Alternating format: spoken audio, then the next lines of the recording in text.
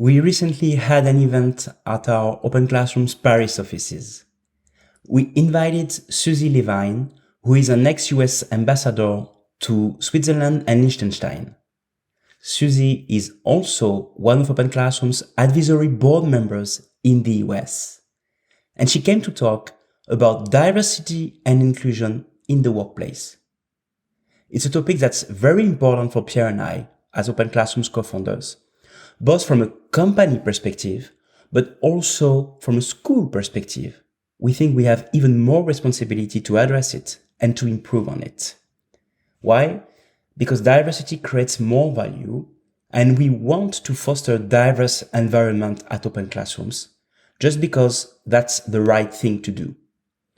We are not perfect, don't get me wrong, but we try to improve every day. And one of the ways to do so is through conversation. We hope you'll enjoy this recording of the chat with Suzi. Hi, everyone. Hello, and a warm welcome to everyone here in the office and everyone joining us online. I'm Audrey. I'm Head of Impact at OpenClassrooms. And here with us today is Suzi LeVine. Hi, Suzi. Bonjour. Suzi is a former US ambassador to Switzerland and Liechtenstein. She's also former acting assistant secretary to the US Department of Labor's Employment and Training Administration. Yeah, I know. I'm really proud I didn't have to read my notes. And as you know, we love those two words, employment and training, here at OpenClassrooms. And most importantly, Suzi is also on the US board of OpenClassrooms. So I'm very happy and a little bit intimidated as well, to be honest, to be having this conversation with you today. So thank you so much for joining. And this is a part of the conversation where I'm going to say things about you that I would blush if people said that about myself, but I truly mean them. I was truly inspired and humbled reading about not only your career path, but also your life's journey, going from being a literal rocket scientist to a tech executive, to a wife and a mom, a US ambassador, and a founder of several charities. I feel like we're very lucky to not only have you on our board, but also having you today in the office for this discussion. Thank you so much for taking the time to come meet us. Well, the good news is I'm wearing a color that hides if I'm blushing. I'm very honored to be here. I don't assume people's English level, so I'll speak relatively slowly. But if that seems too patronizing, please let me know. But I know I'm working on my French, and I always ask people to parle plus lentement, s'il vous plaît. So I will make my cadence quite slow. But thank you very much for that incredible introduction. And I'm very humbled to be here among all of you who also care so deeply about the dignity of work and how do you help more people achieve greater objectives in their work lives. So thank you so much for having me. Thank you, Suzi. That's very kind. And yes, we have all levels of English speakers here. So I'm sure they will appreciate it and not feel it's patronizing. Okay, so let's dive in. We are going to talk today about diversity, equity, and inclusion in the workplace. And we're going to talk specifically about how OpenClassrooms can contribute to that. For people who are here or online, you will have an opportunity to ask questions in the last 15 minutes. So if you're online, please feel free to ask your questions in the chat already. And Alison here will read them out loud at the end of our session. And people here, you'll have an opportunity to raise your hand and ask questions as well. So first, I wanted to ask you, I know that a main part of being an advocate like you were for diversity and inclusion was convincing companies and governments on why it matters to the success of their missions or their businesses.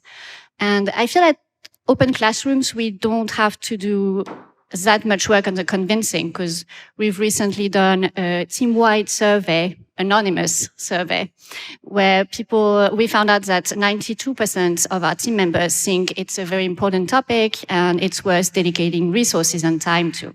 But even people who have the best intention can unknowingly adopt attitudes or behaviors that kind of create the opposite thing, like of what they want to do. So could you share a bit more about what, in your experience, can get in the way of creating a diverse and inclusive workplace? I appreciate the question. If you don't mind, I'm going to flip it on its head. Go for it. First, I think it's helpful for you all to understand what I've done in this space. Most importantly, I have failed. And I have learned from my failure, and I have sought to do better. I came into the arena of diversity, equity, and inclusion not knowing enough. I thought I was very advanced. I thought I was very progressive. I thought I knew a lot. And I have made plenty of stumbles. And the key is being open and honest with myself about what I don't know and seeking out those who do, but not having those who themselves have been discriminated against become my teachers. It's not their job. So I seek professionals who can help me learn. In this capacity, I have introduced diversity, equity, and inclusion programs and hired leaders in both my work at the state, or think of it as the state translates, in Washington State, where I had a team of about 2,500 people, and we didn't have a diversity, equity, and inclusion program. There were a number of different things, and we aggregated that, hired up an outstanding individual to lead, but most importantly, we as executives, the executive team, needed to go through a journey to understand what it meant to really embrace diversity, equity, and inclusion, to expand and extend our power, to know that individuals may be feeling things that we will never truly understand, to create an environment in which we invite everybody to ask questions, to challenge, to play a different part. And that spans whether that's gender, race, ability, sexual orientation, the whole gamut. An example was on my very first day working at the state, and my daughter, who is LGBTQ+, said, "Hey, Mom, why don't you add your pronouns to your signature?" And I said, "Oh, okay, I'll do that." Well, it turns out it was the first person who had led the organization to ever add their pronouns to their signature. And the next day I received emails from individuals saying, "Thank you, this is my first time feeling safe in the workplace." Another example is thinking about your language and how language can actually embed implicit bias. So for example, in software, when you think about fraud and you think about people trying to do bad things, there is a term, I don't know how many of you know it, but it is a term when you talk about good hackers and bad hackers. And the term uses colors. It talks about black hats versus white hats. And I had never really thought about and unpacked that. And I was speaking with my fraud team one day, because we were fighting a lot of fraud at the state, and it just rolled off my tongue. And then I realized what I had said, and I stopped. And I apologized to the team of 200 people on the call with me, because I realized that there was implicit bias in those words. When you associate a color with good and another color with bad, that ingrains it. Another example of things to do in the workplace: have people be able to see themselves. So you all as content builders, providers, teachers, mentors, working with these entities, if you're trying to help that little person who is trying to learn, or that person who is, old like me, 52, learn a new area, have people that look like them, that speak like them, that act like them, and really have diverse characters. Or have, given gender fluidity right now, have some characters that are gender fluid. Have characters who are Black, have characters who have Asian features, have characters who speak in different tones. Think about the content you're providing. but also think about the leadership that you present, and think about the tone in which you present that information. I'll share with you one other story. When I was studying in college, one of my textbooks was a thermodynamics textbook. In this thermodynamics textbook, it presented a male character, and it was talking about inertia. Now, there are many ways to present the science of inertia. Having a man ask his wife to go get him a sandwich while he's sitting in a couch is not one of them. But that's what this textbook did. I saw your eyebrows go up. Exactly. And then when I went to my professor and complained about this, the professor rolled his eyes and was like, ugh, feminists. I was like, seriously? So the language that we use, the images that we present, and the environment that we create have a much more profound effect than we can ever imagine. I'll share one final point on this in terms of creating an open and inclusive environment. And that is really upholding an ideal that feedback is always a gift. Creating an environment where people feel like they can share their feedback with you, that you will be receptive to it, and that you will be open and honest about sharing feedback with them really helps as well.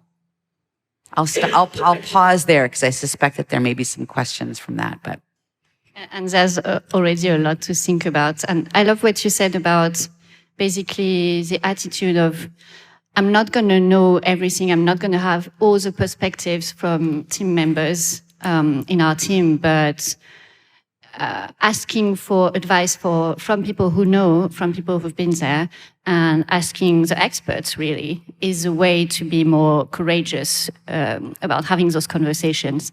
And especially in the French ecosystem, I don't know if you've had that experience, but those conversations can be a little bit awkward. Like people don't have the vocabulary to talk about it. And if you don't have the vocabulary and you don't name the things you want to talk about, how do you build solutions?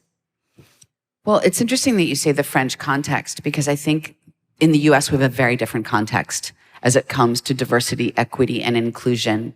And I don't know how many of you heard the news a couple of years ago about George Floyd and what happened with that. Or that if you are a Black man and you are driving a car and you go over the speed limit, you could be killed. If you get pulled over by a police officer, unfortunately, there is a terrible situation happening where far too many of those individuals are then shot. Now, I'm making it very dramatic, but that is how many Black men in the United States feel right now. And it is awful. And it is something that we are grappling with in the United States, and where there is a lot of training happening in our law enforcement to try to address really systemic bias. But it's a very different context than here in France and then other places in Europe. However, what I have heard here is that while there may not be violence associated with bias, there is bias. And it is really systemically baked in. I'll also share a couple of other practices that took me a while. So I am Jewish, and I say that because we interrupt each other all the time. It is just how we talk. And one of the things that I also learned was don't interrupt. Listen. And bring people into the conversation. And that's really hard in a Jewish context because it's all about being the one who's talking. So when you're in a room, especially of diverse individuals, listen to the different ideas. And there's a great statistic that talks about more diverse groups come up with better ideas ultimately, but it feels worse because they might not be the ideas with which you started. More homogeneous groups may come to a faster and more similar conclusion, but it may not be the best decision and the best conclusion or the most creative or innovative solution. So, I love that. And I feel when I talk with my peers, with other head of impact in tech or startups, very often they try to make a business case for diversity and they try to put it in monetary terms to convince their leaders or leadership to act on it. What's the best way for you in your advocacy role to convince companies to act on this? Well, there actually are studies from McKinsey and others that do show the dramatic increase in revenue and in productivity when you have more diverse groups. And so some may require that. I would like to say it's just the right thing to do, but unfortunately, some are driven more by the bottom line. And so however you get there, it's important to get there in terms of embracing diversity and equity and inclusion and really asking the very difficult questions, really grappling with your own implicit bias. If you all haven't taken some of the Harvard has implicit bias studies for many different diverse areas, I recommend doing so. It's really eye-opening. Obviously, it's not definitive, but at least it's like, whoa, hey, I hadn't thought about that about myself. And really having a journey. I'm still on this journey. I read a ton about this. And I know that, again, I make a ton of mistakes, but I talk to a lot of folks and I listen, more importantly, to a lot of folks. And I try to create very inclusive environments and encourage executives, encourage organizations to recognize the power in diversity, equity, and inclusion. The other thing in the United States right now is, and it's happening across the globe, is that there's a lack of talent. And unless we bring everybody into the pool, we're not going to have enough talent to do the work that needs to be done. And that includes people who don't look like us or aren't like us. And that's great. That's very fair. We have the same issue here in France in terms of lack of talent. And building on that, I wanted to talk about apprenticeship because I know it's a subject that's dear to your heart and maybe you'll share a bit more about that. And you've said that apprenticeship is a way for companies to be creators of talent, not just consumers of talent. And I love that sentence. I feel like that's the right mindset. Could you share a bit more about how you think companies can keep having this kind of mindset of being creators of talent? Absolutely. Well, first off, I have to apologize for the United States. We exported a terrible thing, and it's the notion that college is required in order to succeed. I'm so sorry. I've been working very hard to reverse that policy. And I think it's just on you. Basically, when I was in Switzerland, I saw an incredible system, and 70 to 80% of young people they go from the 9th grade on to apprenticeship. They do not go to lycée or gymnasium, as it's many parts of the country there. They do apprenticeship and they work 3 or 4 days a week. They go to school 1 or 2 days a week in a related area and they get paid. And then 30% of them do go on afterwards to higher education, but they don't have to and they have a wonderful life. I saw that and it blew me away and it made me realize the extraordinary value that could provide to society, but also to our economy. So I worked very hard to get the Swiss model to the United States. And in terms of how companies engage, what happens in Switzerland is the businesses work together. It's what I call co-opetition. So you'll have the manufacturing businesses, the pharmaceutical businesses, the healthcare businesses, the financial services businesses come together to define the competencies and the curricula to then provide the training and support for those individuals. And they don't work. So Vincent, let's say you had a company, right? The Vincent Corporation, and I have a company, the Suzi LeVine Corporation, and we're vigorous competitors. But we work together to build our talent pool so that we grow the pie instead of eating each other's pie. And that's how it can work best, is creating an ecosystem. So what's exciting about OpenClassrooms is for many companies, especially small companies, it's very hard to set these types of systems up. So having an intermediary who can make it very turnkey or very easy for my business to utilize and deploy apprenticeship is really quite powerful.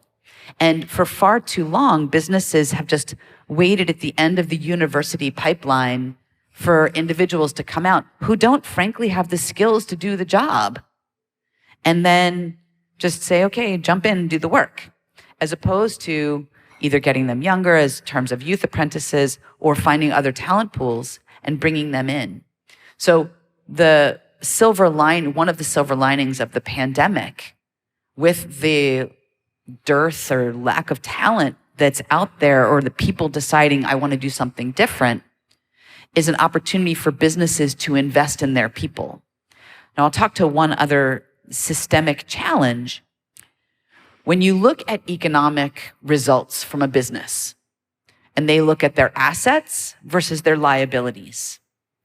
Assets, computer servers, robots, buildings, right? These are things called assets. Liabilities, people, training costs. That's messed up.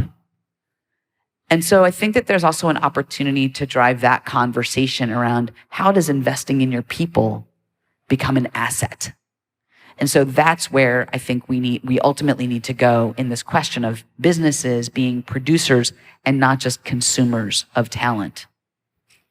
That's, it's very interesting having your perspective on the US market as well and how we can contribute, because when we go to a new country, we're not just, hey, let's go to the US, it looks sunny over there. It's also how can we have added value. And thanks to what you said, I feel like we can help change those systems and create better opportunities for youth. And speaking of better opportunities, I wanted to talk about women in tech, because we all know that the lack of women and girls in tech and in startups is a detriment to innovation and their representation, and in the end to innovation. And you are a role model yourself to a lot of women who might be afraid of going into this ecosystem where they don't feel represented. So I wanted to ask, how can we, as both an employer but also a training provider, contribute to bringing more girls and women to tech? Thank you for asking that. I'll share a story from my first week on the job at Microsoft in 1993. I was in a room and I was the only woman on the team. And they were naming a feature in Microsoft, in MS-DOS. This was the Jurassic period of technology, about 7,000 years ago. And the men wanted to name this feature Maxi Protection Technology. Now, only the women are laughing. There's a reason for that. So I raise my hand and I very quietly say, guys, it sounds like a feature that's only going to be used once a month. Fortunately, they listened to me and they named it Data Protection Technology instead. I share this example because A, it's silly, but because if you don't have the people who are going to use the products in the room and in your mind and in your heart, then you aren't going to be able to design for them. So as you all are thinking about your services and as your products, I would encourage you to think about the imagery you're using and how women are reflected in it, and how to really make a space in which women and girls feel safe, feel represented, feel empowered. But not just girls and women, again, diverse communities. I'm sorry that I haven't been using OpenClassrooms, but I haven't been trying to learn to code. I've been trying to learn French. So I'm using Duolingo, and I've actually been quite impressed with their usage of different characters and imagery, where they've had same-sex couples, where they have androgynous individuals as characters, where they use animals as characters. And so there's an interesting question of how you think about the representation of language and people in the systems and how you empower folks through that language and how you model. As you think about, you talked about having 400 mentors, Sonia, that you're working with. As you're coaching those mentors, how might you embrace an open view with those individuals? How, as one of the challenges is French is a gendered language, but gender right now is fluid among different individuals. So how do you bridge that gap, or how do you think about that in your work? I'm not asking for an answer. I'm just posing this as an example of inclusivity and diversity. And similarly with women versus men, and how you might address gender issues. Another example that I'll share with you among developers, this applies to young girls. Stereotyping actually starts around 7 years old, when girls are told that they are good at reading and boys are told they're good at math. Interestingly, in Singapore, it's the reverse. And girls in Singapore have equal, if not better, math scores than boys. Very interesting. So it is environmental, not inherent. But what we hear from girls as they rise up through schools, there was this one computer science teacher who surveyed, he had equal number of girls and boys in his computer science class in the 9th grade, and then by the 12th grade, there were no girls anymore. So he went back to the girls and he said, why did you drop out? And they said, because the boys were smelly and weird. Not to say all boys are smelly and weird, but I think what it is it's creating a safe environment in which people can pursue different ideas and be safe and feel like they can be themselves. What did appeal to the girls and what appeals to many women is not necessarily, and maybe some are into like big shooter games and, car chases, but it's also into how do you challenge them to make the world a better place? And the UN Millennium Development Goals, things like that. Like how, from a development project standpoint, are you going to help people gain access to more water? And that seems to also be more appealing to a broader array of individuals. So those are some of the ways to think about how you can create a better environment for a more inclusive set of individuals. Yeah, representation really matters. And I myself, as a white person, I see people like me everywhere all the time, and I've grown up with people looking like me. But still, I've grown up with this model of like, women in my family didn't have a job, or if they did, they were all nurses. And like the men were entrepreneurs and the women nurses.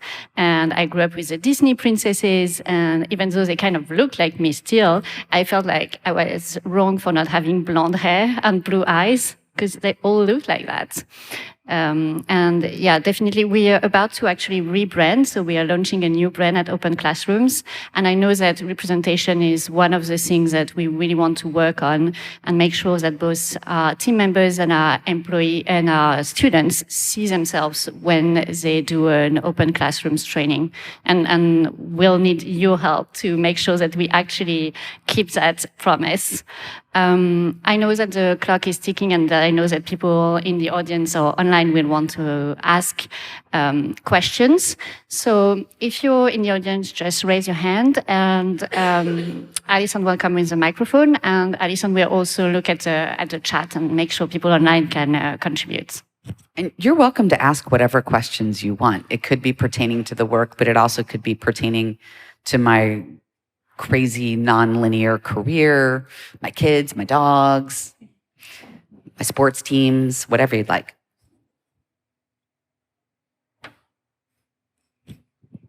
And if you could tell me your name, I would really appreciate that too. Hi, my name is Frankie. I do have a question. It's concerning how you have in the past been able to measure, and even today, measure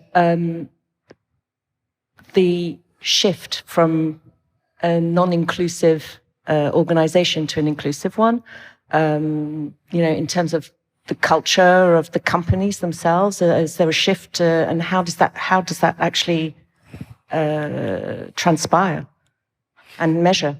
Thank you so much, Frankie. Well, there's a big difference between Europe and the United States. In the United States, we can gather demographic data, and in Europe, you cannot, or there's limited data that you can gather. There are very extensive employee engagement surveys that can be done. And so, for example, when I was working for Washington State and also working for the federal government, we looked at the changes year over year, and then we would also do what are called pulse surveys, which are more frequent check-ins with fewer questions to gauge people's sense of inclusion and how they were feeling. And you would craft questions related to that, and you would then cross-check that with what is their background from that individual and how are they identifying. So that is how we were able to determine employee engagement and empowerment. But I also was just very open that people could come to me during my open hours. I would do sessions with different folks. We also looked at investigations, and we didn't look at the number of investigations. I actually wanted the number of investigations to go up because that then meant people felt safe coming forward and sharing their concerns.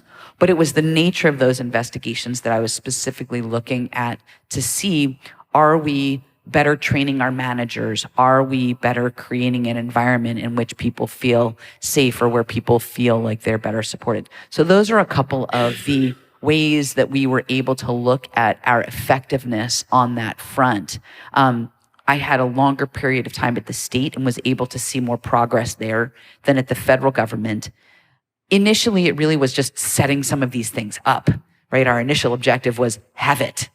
And then to set further objectives around measuring people's engagement and especially the engagement of people of color. Does that help answer your question, Frankie? Now, it'll be very interesting to see here in Europe how that changes over time. I know you can do gender-based assessment, but you can't yet do race or other orientation-based assessment, but I think you can do it on a voluntary basis. So we'll see how that goes. Yeah, we actually did a survey when I talked about that anonymous survey. We did ask people about their color of the skin and sexual orientation, but it was all anonymous and voluntary, as you said. But we did have 80% of people in the companies that chose to answer, so we felt it was a very positive sign that people wanted to engage, even though it's still a bit an awkward conversation in the French context. Sorry, back to questions.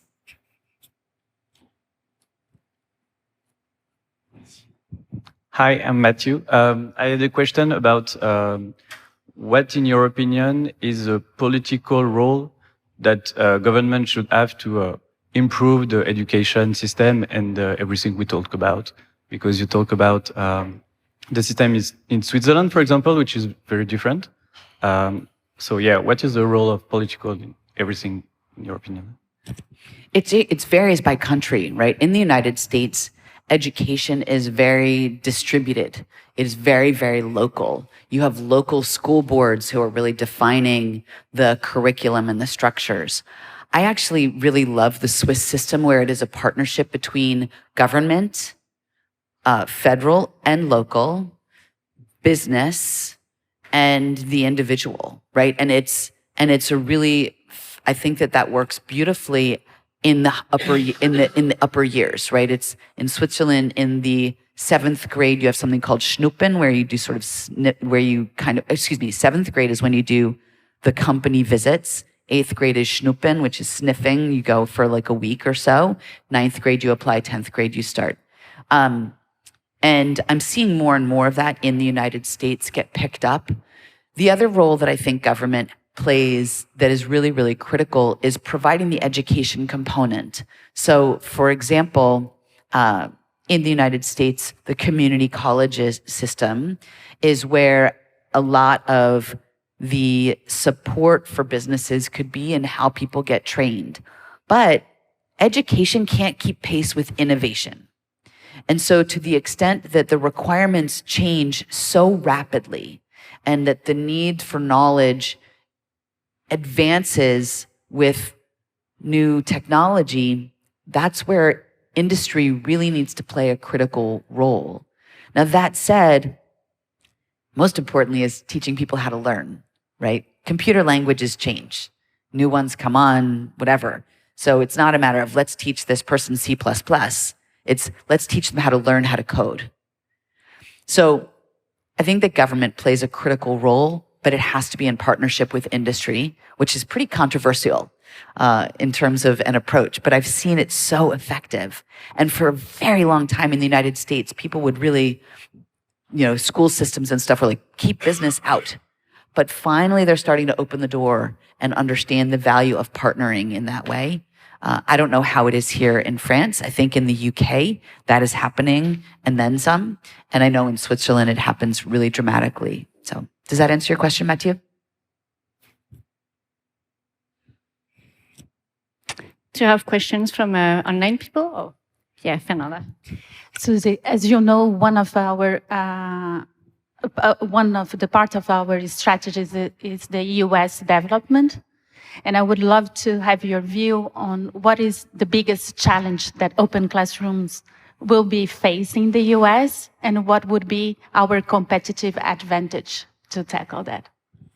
I think the biggest challenge with an apprenticeship intermediary in the United States is overcoming the ridiculous stigma that apprenticeship has.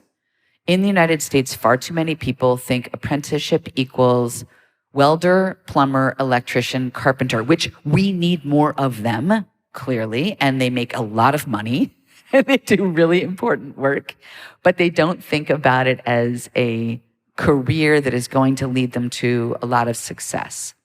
Now, the beautiful thing is that people are more and more receptive to apprenticeship in diverse areas, including in technology. And so the key is going to be the partnerships that I know that folks like Naomi Brezzi and her team are really driving, and of course Pierre, are really driving to get companies and brands on board to overcome that stigma. There's huge investment that started back in the Obama administration, was very proud to be a part of that continued during the Trump administration, and that is continuing during the Biden administration to continue to diversify apprenticeship, diversify the people participating in apprenticeship, and to attract more businesses to it. And especially in the wake of the pandemic, more businesses are looking for more creative ways to bring in talent and to fund the preparation of that talent. So I think it's a really prime time that you all are in a very opportunistic place to help move that forward. Let me ask the same question to you. What do you think the biggest challenges are for Open Classrooms as you expand into the US? I think it's to really be an international company. I think we're still a French company with a lot of international people, but being able to tackle the cultural differences and the opportunities and work on that, I think we're still in the beginnings of this journey, but it's very exciting. And as you said, I think the possibility to impact a country as big as the US and make real changes and make education accessible and make people feeling recognized, and I think this is an incredible journey and I'm proud of being part of that. Do we have online questions? Not yet, but people online, feel free to ask questions in the chat and I will ask them to. Okay, Coralie. Hello, Suzi. My name is Coralie. I'm working on a big subject at Open Classrooms. It's a job placement of our students. And I'm very active on LinkedIn. Good news, we are connected. And I would like to know if it's possible sometimes that you can relay some profiles or events, like the job dating that we organize next week at the office. And if it's possible for you to introduce our actions or our students into your network and companies open to recruit diversity and inclusive profile. Let's talk. Let's talk about the opportunities to help the students connect up, especially diverse students, into different organizations. I know that there are many organizations who are trying to do that, and some different ways that we may be able to make that more systemic. What you don't want is for me to be your bottleneck. So let's talk about how to do that in an easier way. Very reasonably, but I will do it. Thank you. Of course, of course. And as I've recommended to others, feel free to like go through my connections and see where you may want additional connections, especially to some of the HR folks. I know other people who have done that, and I'm happy to make those connections. Thank you.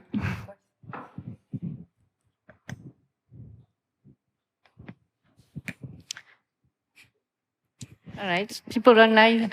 I think we have an online question from Kristen. To go back to the question of language and representation, in this moment, we are seeing the proliferation of vocabulary to represent a wider variety of experiences and identities. For example, LGBT has become LGBTQ+. But there is also the argument that this proliferation encourages stereotyping, labeling, tribalism. How to reconcile these two ideas when considering language's role in DEI? It's such a, thank you so much, Kristen. There's the camera. Kristen, thank you so much for that question. It's actually interesting. A transgender individual from my organization did an interesting thing in a meeting once where I asked people to introduce themselves and share their pronouns. And that was a mistake. And the mistake was don't out people in a meeting. Some people may not want to share their pronouns. So make it that if you want to share your pronouns, share your pronouns. If you don't, you don't. And I think that there's an interesting pendulum question of where is it going to swing in terms of language and representation? And it hasn't settled yet. So I don't have an answer per se to Kristen's question as I understand it, because I think we're still figuring it out. And in fact, when I was here in July with my daughter, who again is out and proud, and we walked past the Institut du Français, I think that's who sort of governs French language, right? It's a beautiful building. Thank you. And she was mad at them. I was like, why are you mad at them? And she's mad at them because they are not being progressive in their governance of the French language and its use of gender and how they are creating an open environment for people who may be gender fluid. And I was like, wow, that's amazing to be mad at language governance. And so that's just to say, I think that there's a really amazing moment in time where the questions are even being asked. And that people have the confidence and the space in which to ask those questions right now. And I think that's a beautiful thing. And I think it really challenges folks. It challenges me. It challenges lots of folks who have been like, well, this is how it's been done for decades, centuries. Why? I don't know. What a good question. And I think that we need to be open to those questions and know that sometimes we're going to be uncomfortable. But to know that uncomfortable doesn't mean bad. Uncomfortable means take a deep breath and ask. Kristen, does that answer your question? I mean, it doesn't answer your question, She actually. said, thank you. But does it address your question? You have another online question from Marie. In your experience, what kind of measures can be implemented to help people feel more included in the workplace? Measures. Knowing that there is measurement happening, for one. I think it's really critical also that executives be the executive sponsor of diversity, equity, and inclusion. So you should see your leaders. It's amazing having you here, Fernanda, and having that representation of leadership, but also knowing that folks are learning and growing in that space, leadership especially. I would also say that measurement, as Frankie was asking before, what are some of the empirical ways to look at this? I think you have your impact report and the mission report, and possibly including in areas like that, how is it progressing both in terms of absolute representation, but also how those individuals from different communities may be feeling about their employee engagement. So I think one of the challenges, though, then is being careful not to eliminate the anonymity. Anonymity in those types of engagement surveys is really critical. So you have to, from a statistics standpoint, make sure that the pools are large enough in order to not have it be identifiable to an individual. Thank you. Okay, I think we need to wrap this up, but I'm very happy that we got to talk about both personal responsibility and personal empowerment, but also how we as a company can help create systemic change. Thank you so much for sharing your insights as someone who worked both for governments and in the private sector, someone who worked in the US and in Europe. I feel like your insight was really powerful for us. And it's only the start of the discussions that we need to have. And we will keep having them thanks to your... Well, thank you very much for having me. To be clear, my most important job is mom. And we didn't even talk about that job, where I learn every single moment in that role. Corinne, you mentioned being connected with me on LinkedIn. Folks are welcome to do that. And if you have other questions, please don't hesitate to reach out. My role as a U.S. Advisory Board member is to do what I can to help this organization succeed. And I'm very committed to that. And so that includes, if it's you having a question and wanting a little bit further deep dive on that, I'm more than happy to answer that or not answer it if I don't know the answer. And I really appreciate your time today. And thank you so much. The work that you are doing is so important. I've seen how apprenticeship can change people's lives. And I've seen how it can change economies. And I've seen how it can make a true difference in the world. And I would not have accepted this position if I didn't believe in OpenClassrooms, the company, and in the leadership, and if I didn't believe in the mission. And you all are the ones really bringing that to life. So thank you very, very much. I'm excited that the United States gets to be a place that OpenClassrooms is growing. And it's great to meet you all and put some faces to the technology. Thank you.